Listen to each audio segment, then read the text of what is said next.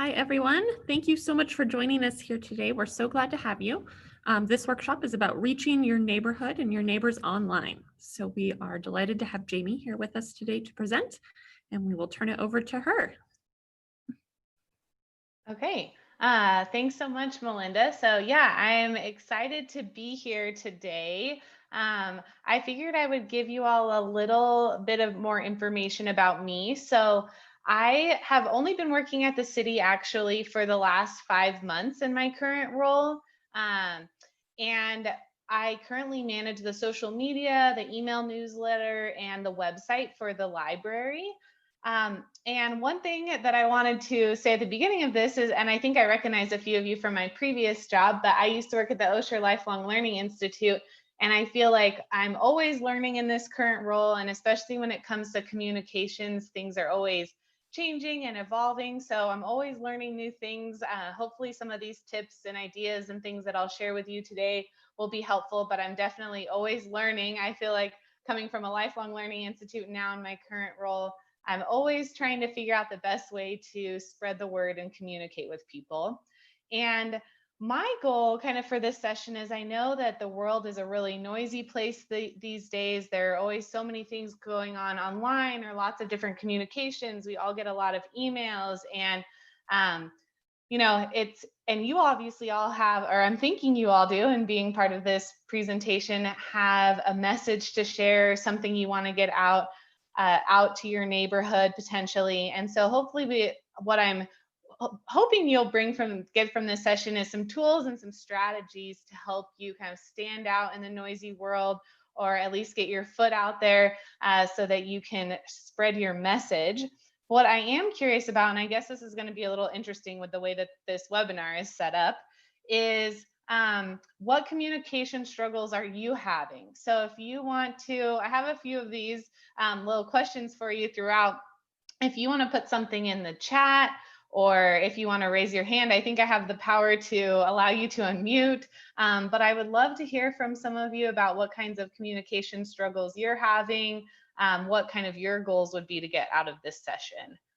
So maybe I'll give a minute here if anyone has some ideas. Oh, it looks like we've got a chat. Oh, yeah, so many tools, so little time to learn. That's true. I know it really can be a full-time job. So hopefully we'll talk a little later about ideally like a little starter pack so that you can, some of the basics, because I know there's so many different things out there. Anyone else?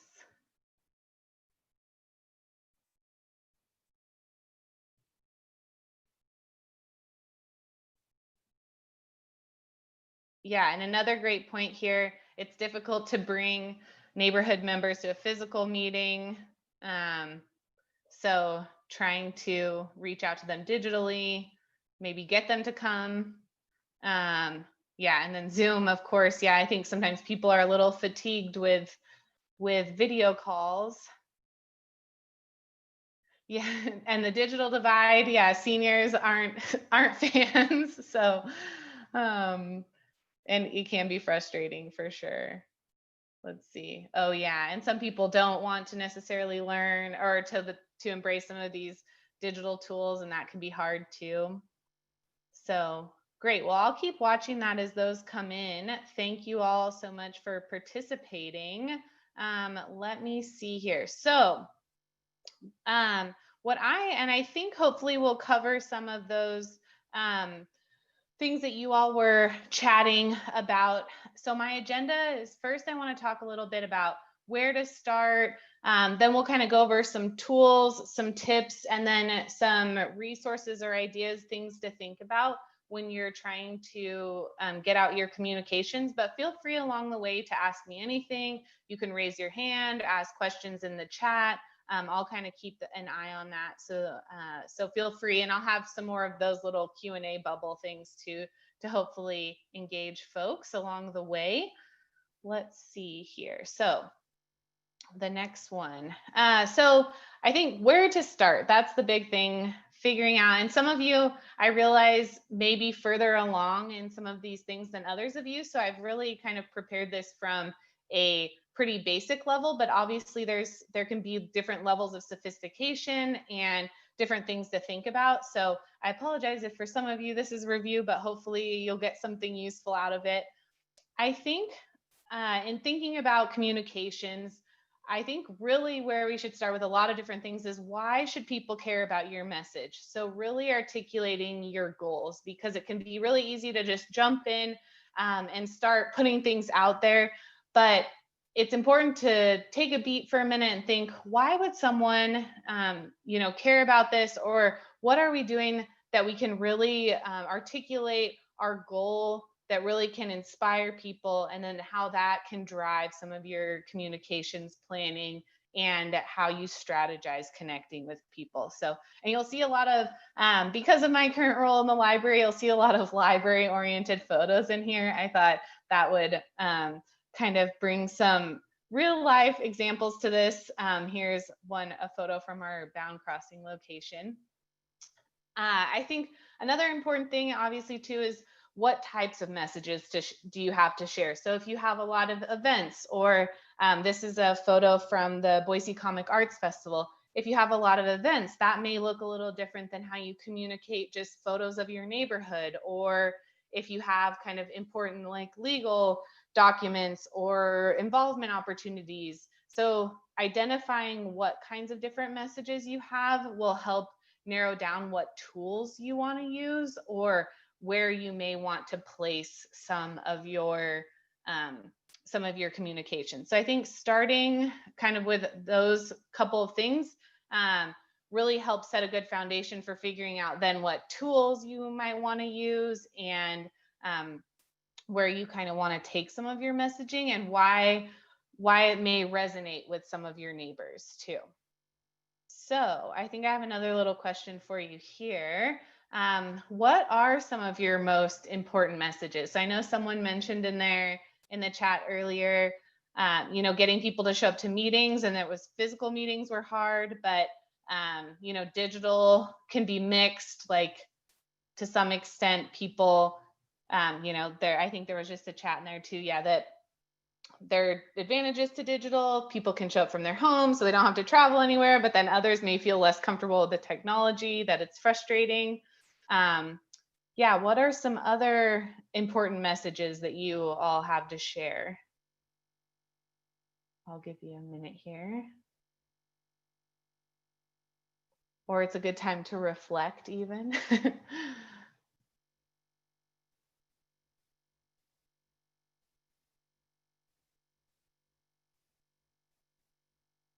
Oh yeah, okay, there's a good chat about reaching out to neighbors who may need help right now with COVID. Obviously, very, very timely, important message.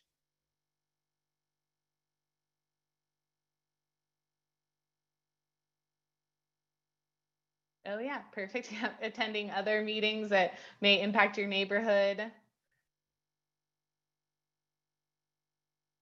Getting some feedback potentially from neighbors. It looks like, yeah, another answer came in, getting some buy-in from neighborhood residents.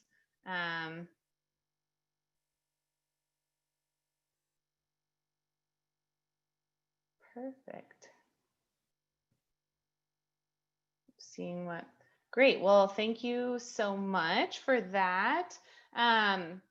So these are all obviously lots of different but important messages, and that there are different ways that you may want to communicate those. So let's see, let me go to the next one here. So now in this section, I want to talk a little bit about some tools that may make it easier for you. You may have heard of some of these, you may be using some of them already. What I consider kind of like a starter pack, so to speak, is having kind of these three areas of communications. So having a website, having an email newsletter, and then social media. And we'll obviously dive into these a little bit more. But for the website, so this is just a screenshot here of the library's website. I like to consider the website kind of the single source of truth where people can get more detailed information. And ideally, it's one of the first things that's searchable for someone who may be looking for your group or for your association. And I think it's a great way to, it ties in, and we'll talk about this a little bit more too, but with other communications, because you can post something, that's kind of short and sweet out there, and then draw people back in if they want to learn more to your website, and kind of operate that as where all of your kind of historical records of what your group has been up to is can live on your website. And there's obviously a lot of ways to make it fun too, or add images and things like that. Um, there are lots of different website builders out there. Think companies like Squarespace, Wix, WordPress. I have used WordPress in the past. Then obviously working for the city, we have a lot of IT support for our website.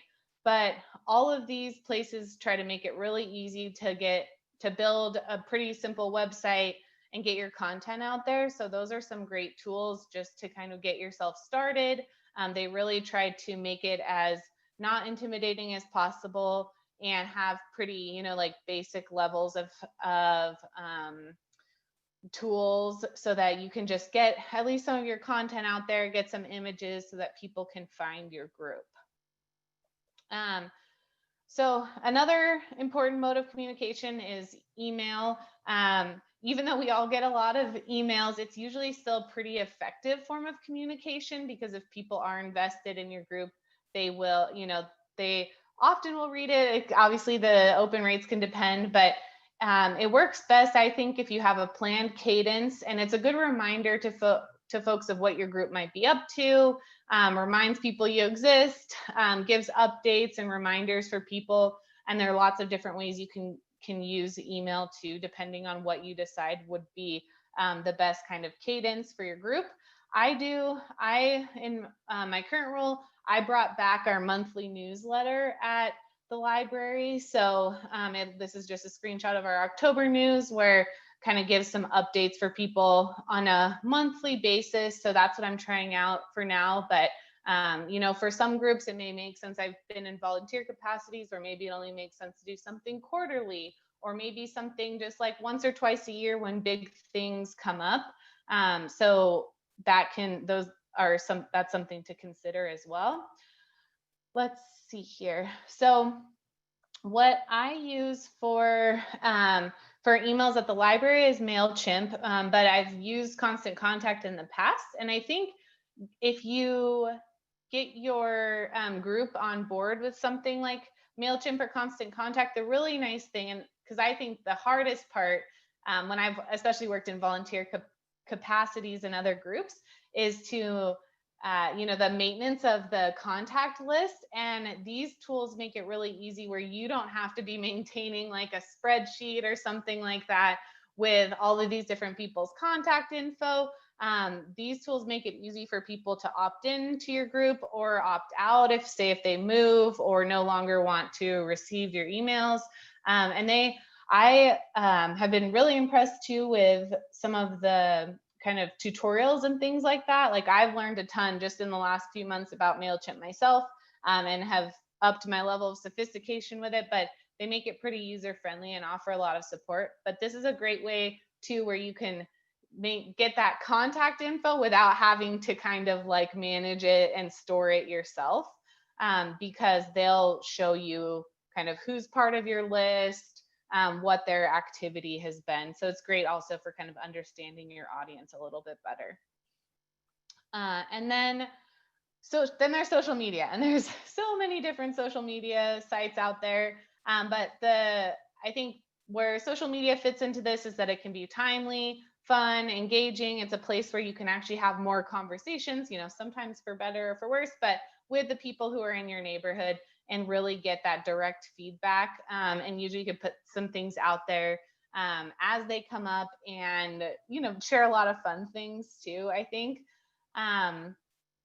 So the ones that I think probably are used the most in this kind of realm would be Facebook and Nextdoor. I know so the library has a Facebook, an Instagram, and a Twitter account, as well as a Facebook. We don't have a Nextdoor, but I have heard from my colleagues at the Meridian Public Library that their Nextdoor has been really popular, and that they had a built-in audience that really responds well to their Nextdoor posts and things like that. And I know there's, some concern about, is Facebook going away, or what's the best way to reach people? I still think that, and we still get a lot of traffic on our library Facebook page. So I think that's a great place to start if you don't have a social media presence already. And then Nextdoor, I think, makes it easy to connect to people nearby. Oh, and it looks like I've got a couple questions here, so I want to. Oh, okay. So one of the questions from Roberta is about, concerns about security. That's a good question, because I guess it depends on what you're using the website for. As far as with security, because if you're using it to collect people's contact information, if that's maybe the point of concern, I since our website, and when I've worked at like Boise State or at the city, they maintain their website. So I'm not sure that I have the best answer for that. But I do think, it does look like there was a response that, I do think most platforms, and like MailChimp and places like that too, when we're thinking about emails, they are obviously very concerned about security. So I think that typically those companies are making sure that their sites are secure and that their tools are secure. But that is an excellent question. Okay, and let's see, I want to make sure.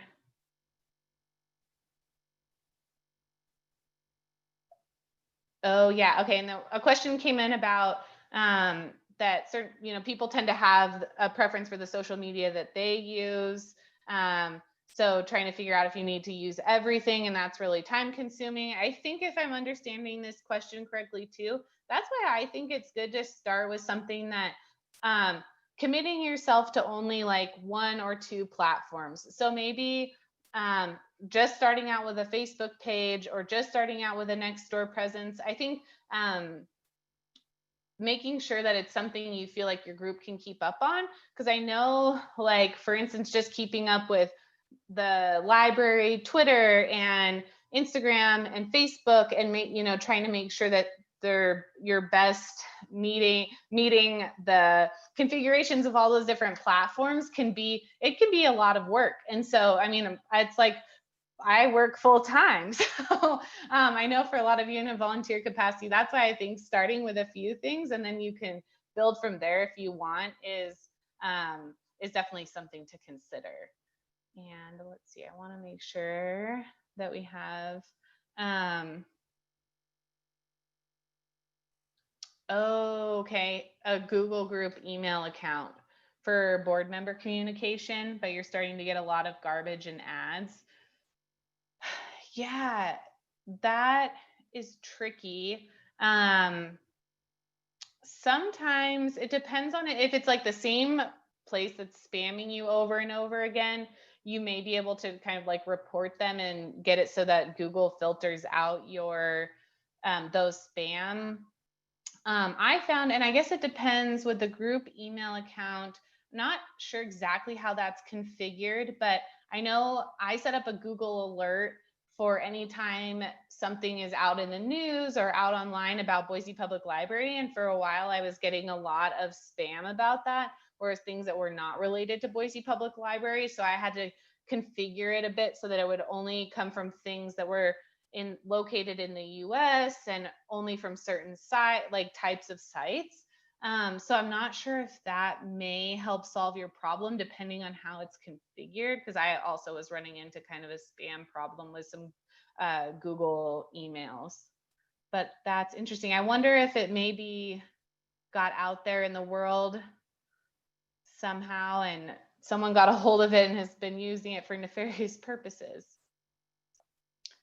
Okay, and then I think, let's see, I have next a little And I think some of you have kind of alluded to this, but what tools you're using or what things are you missing in your communications that you think would be useful? Oh yeah, and someone did bring up a good point in the Q&A. I have used Hootsuite a little bit, and that is a good aggregator because you can see kind of on a dashboard all your different accounts. So if you did have like a Twitter, an Instagram, and a Facebook, you could kind of see what's going on. You could schedule posts. It just depends too, I think, a little bit on what seems sustainable for your group. Let's see here.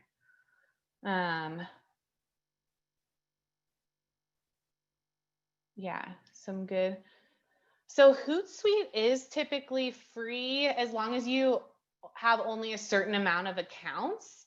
So they kind of operate on like a freemium type model where you, as long as you, I think it's like up to 3 accounts you can have. And then if you have more than that, you have to pay for it. So, but it has been, they were undergoing some changes, so I kind of stopped using them for a little while, but I think they've made a lot of improvements, and it is a really good way to see, like, if, especially if you have 3 different things, you can kind of see them side by side what's going on. So that's a good point about using a scheduler or aggregator like that. And it looks like some folks have a Facebook page already. Yeah, and I imagine, I know it's fairly common now to have a Facebook page. So I still think like that's a good way to reach people. A lot of folks, we still get a good amount of interaction on our Boise Public Library Facebook page. In my previous role, we got a good amount of interaction on our Facebook page. So, okay. Oh, and yeah, someone was pointing out that if you, that having a email address publicly viewable on a website, sometimes that can open you up to spam. So having a generic email or something like that might be better than attaching it to some person. Okay, thank you all for answering that. Let's see.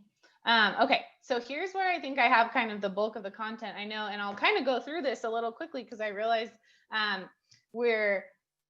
gosh, time really flies. But so here are some things that I think will help kind of help you stand out that could be used across different channels. So I think keeping it short and sweet is really important. So I just found this image online. I don't know if it's actually scientifically proven or not, but about the average attention span. And so whether it's 12 or 8 seconds, either way, that's not that long. And so it's really important to keep your messages short and sweet. Obviously, like we talked about earlier, the website, you can build out a little bit more content. But I try to, if I have time, once I draft some content up for like a newsletter or social media, try to remove some of the words or take a couple passes at it, maybe like in an hour from now, to see if I can remove anything or make things more concise. And I also try to pay attention to reading level. At the library, we try for about like an 8th grade reading level for our communications, just so that it's accessible, especially if you have people who may be accessing your information who, as like a non-native English speaker, something like that, trying to keep the reading level pretty basic so that it's really accessible to a wide audience. And then obviously using 2 emojis or hashtags where it's appropriate to bring yourself into some of those conversations. This is maybe, hashtags are more maybe appropriate for Twitter than some of the, well, maybe Instagram too, but then some of the other sites, but that can help elevate some of your content and bring it into a larger conversation as well. I also always, as a best practice, use some sort of picture. So sometimes it could be graphics, sometimes I try to get real life photos. So this is something that we just posted yesterday of our library team members showing off new books. And I think it really allows you to have an authentic and more personable type presence. It also is a huge driver for engagement. So things posted without pictures get way way fewer views, way fewer opens. I think it's just a good way to get that visual representation out there. So I always recommend using pictures, and ideally pictures of people, like authentic pictures of people participating in your group, or out and about, things from your neighborhood that feel very authentic. So avoiding stock images, which I imagine comes up less with neighborhood associations anyway. But I think people like to see, real live human photos. um, let's see here. So, and this goes back to kind of what we were talking about earlier. I think thinking about making your communication sustainable for your group. So figuring out what schedule is reasonable. So maybe that means that your goal is to post once a week on Facebook or on whatever social media platform you have, more or less, and then maybe you do a quarterly newsletter, whatever makes sense for your group. But I think trying to set that schedule is really important, so you can have a predictable cadence for people to follow along with. It can be hard, if a group sends out like 4 emails in a row in a month, and then you don't hear again from them for 6 months or something like that. So trying to set a reasonable schedule for yourself, and then a shared workload, so that there is some accountability to across the different people who are volunteering in your group. So yeah, I try to do a monthly newsletter at the library, and then post a handful of times across our different social media accounts during the week. Obviously, that's quite a bit. So maybe depending on what messages you have to share, then that may determine what you think is like appropriate amount of communication or timing. And then I do think, and this kind of goes back to what we were talking about with the pictures, making it personal. So using a voice and tone that's really approachable. I think sometimes, especially in a professional context, you don't want your voice to come across as too formal if you're trying to kind of like welcome people in. And so I think this is just an example that I took from another post that we did recently, where we tell people they can find the library's digits, and we tried to make it more fun and light, so that it could stand out a little bit more. And this one, we did get a lot of positive responses to it. I think especially with social media, and even with email, and oftentimes even with your website, I think making it more personal and approachable, especially for like depending on what the goals are of your group, that can resonate well with audiences. Okay, and then this is a big one too, and kind of goes back to a little bit what we were talking about with some of the security and data and things like that. For better or for worse, a lot of these different tools there's a lot of data available. In fact, it can be almost overwhelming at times. So paying attention to things like an open rate of how many people are opening up your email, or they also typically have a click rate, which is how many people are clicking in on the different links that you have. You can use that to figure out what messages or what things are resonating the most with your group when you send it out. In fact, I know with MailChimp, they actually they have kind of a predictive feature once you've sent out some communications of when they think the best time is for you to send out an email. So you can definitely lean into some of those type of tools.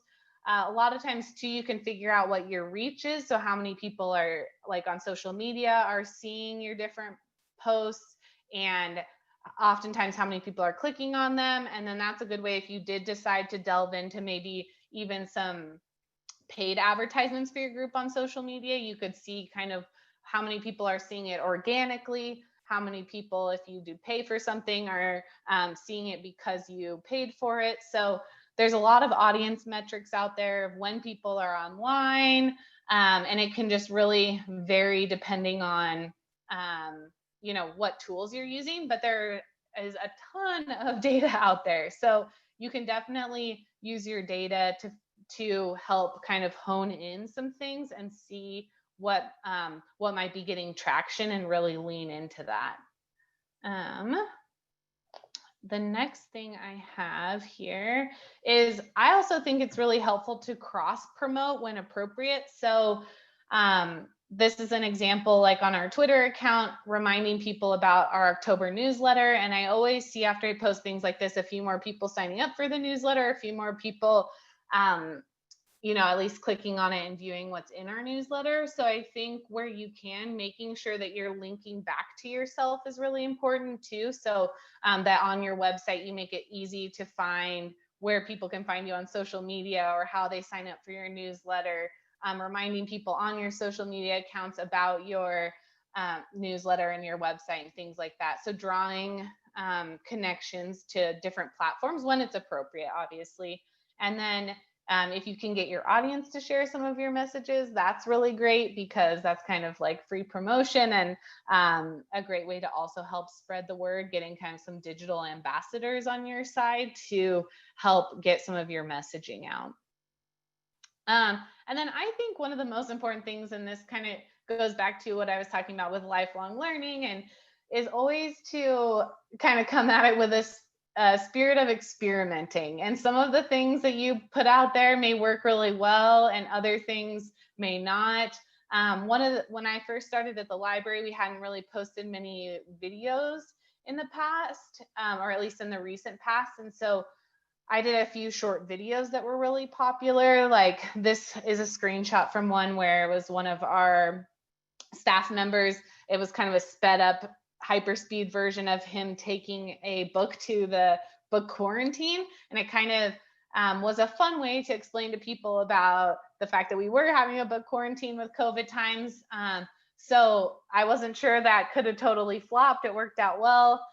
Sometimes timing can be the big change too. Like maybe you tried posting something in the morning or sending out your email in the morning. And if that's not working, you send it out in the evening. But I think being willing to experiment and then look at the data to see how you can measure that is really important. And figuring out what calls to action also makes sense. So, and by that, it's like if you want people to click on something or if you want them to share something, figuring out what calls to action work for your group.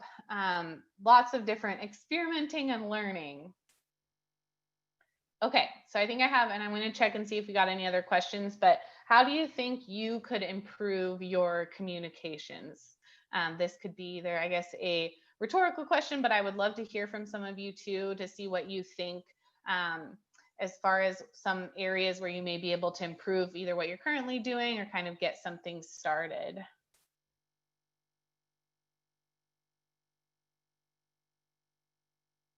Let's see. And I think there was a previous question about the tool, and I think maybe that was Hootsuite.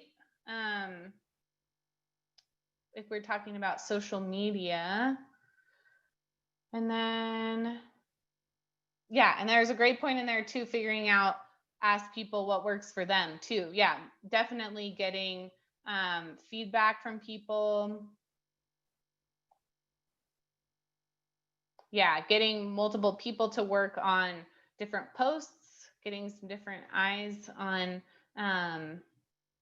your post is really helpful. Yeah, less zoning, more fun events. that may help too.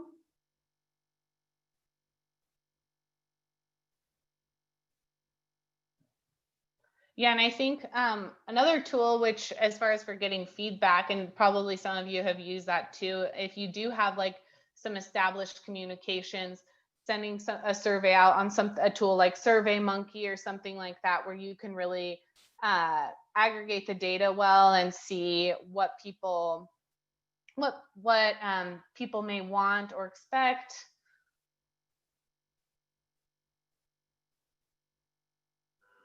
Okay. Let's see here. Okay. And I guess we have a few more minutes here.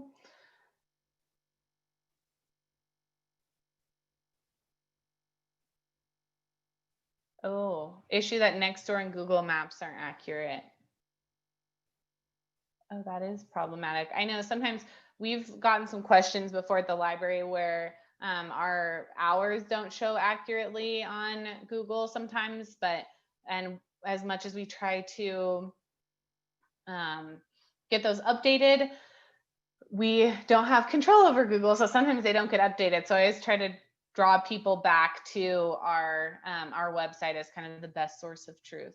And SurveyMonkey is a free tool to use. I think depending on, it's also similar to Hootsuite in the sense that I think they work on a kind of what I consider a freemium model, where kind of their most basic plan is free, and that works for most. I think would probably work for you for the context that you have. But then if you did want to have lots of different users, or depending on what kinds of aspects you wanted, it may not be free, but to have an account, and for in most of the context that I've used SurveyMonkey, just their free model has been totally fine.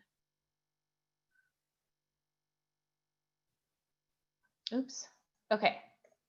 Oh no, I sped us ahead too far here. Let me see. Okay, so thank you all for putting in some of those comments. Let me see if I missed anything else. Oh, how can you help members like Zoom meetings more? Oh gosh, I know that is a tough one. I think based on my experiences so far with Zoom and with different video meetings, I think I guess it depends on what you need to cover at your meetings, even though sometimes it can feel a little forced.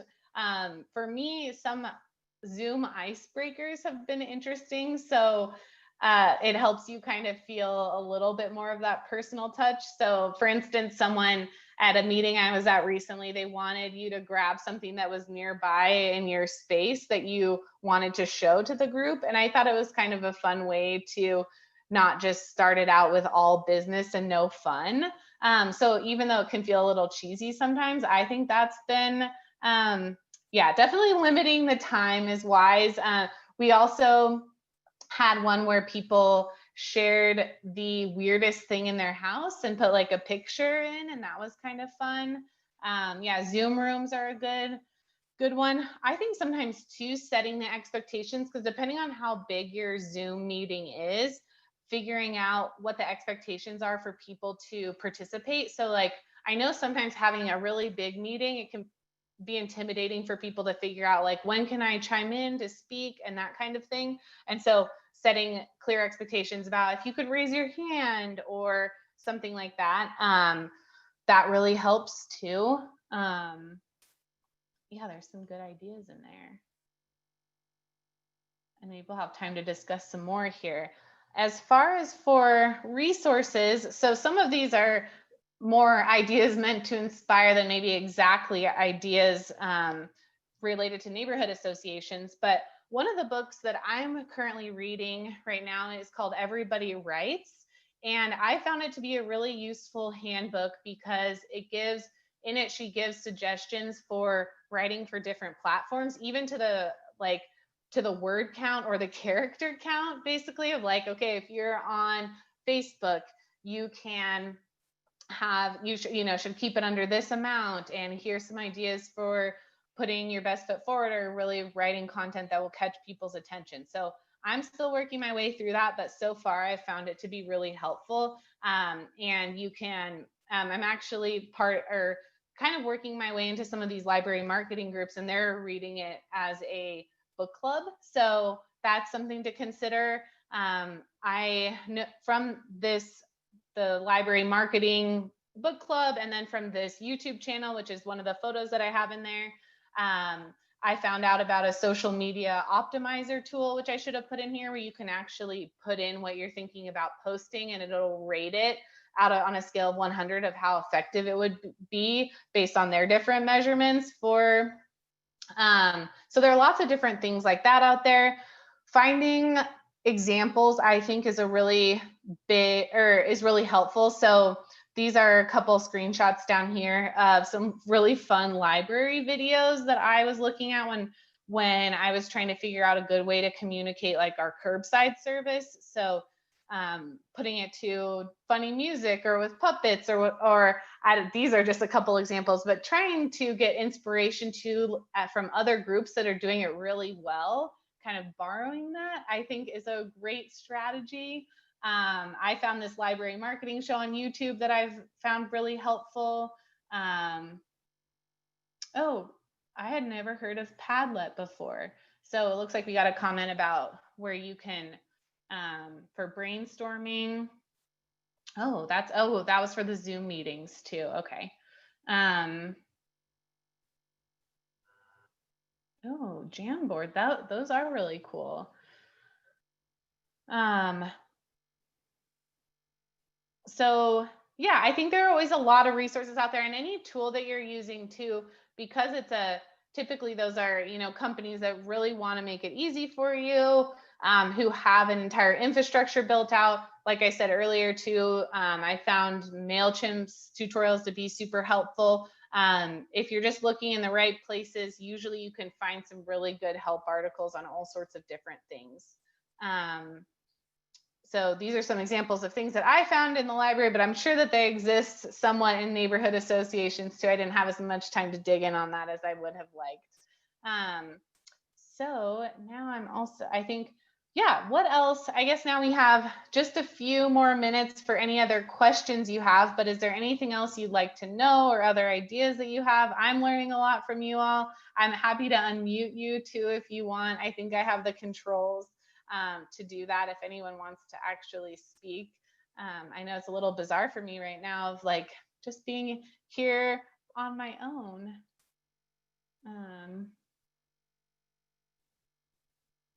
Oh, okay. Yeah, there's a board for posting yellow sticky notes online. Oh, treasure hunts. Lots of fun ideas.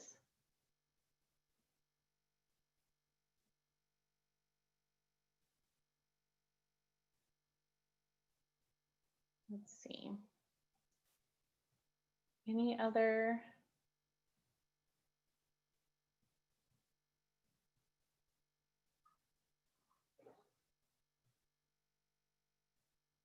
Yeah, it looks like I am curious about the treasure hunts as well to see what you all are doing. I think it sounds like you all are very good about experimenting and finding some new ways to engage folks.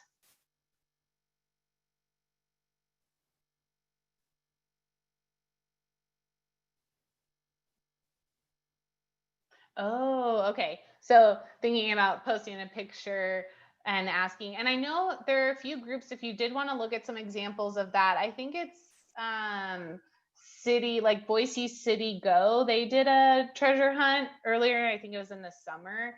So there might be some good examples out there of places that have done a little like treasure hunt type thing. That could be a good way to engage your folks. I know that there's talk about that, especially in neighborhoods with with Halloween and things looking a little differently right now. That might be a good way to engage your neighbors. Perfect. Okay. And yeah, if there are any other questions, I'm happy to answer them. This is a picture of my dog Wookie early on in quarantine that I thought would be a fun way to end the presentation. But there's my email address if you did have any other questions or wanted to bounce around ideas. I'm happy to respond to you there. So please feel free to email me. Hopefully, it sounds like a lot of you are doing great things already. And I learned some new tools in this too. But hopefully there were some useful nuggets in here. And I appreciate you all kind of commenting and thinking this through here. Because I guess we have just about one more minute till I think you have your next session.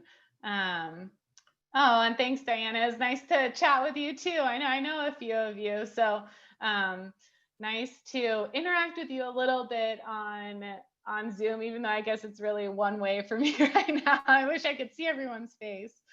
And Roberta, I will say hi to Mary Beth. So, well, yeah, I think that's all that I have. It looks like no other questions have come in. I hope you enjoy the rest of your time at the BNI conference or workshops, and hopefully maybe I'll hear from a few of you. Please be in touch. I'd love to see what other fun ideas you come up with.